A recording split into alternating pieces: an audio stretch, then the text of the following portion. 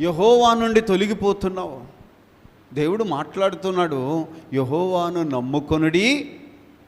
నమ్ముకొనువారు ధన్యుడు, యెహోవా వానికి ఆశ్రయముగా ఉండును. ఎందుకు యెహోవాను నమ్ముకోవాలి? ఎందుకు నరుని మీద ఆధారపడకూడదు అంటే 146వ కీర్తన అక్కడ రాయబడిన మాట.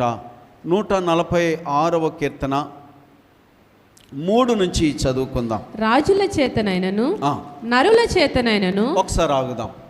నరులెవరు, రాజులెవరు? నరులు అనగా రక్త మాంసములు కలిగిన సామాన్యులు, రాజులు అనగా రక్త మాంసములు కలిగిన అధిపతులు.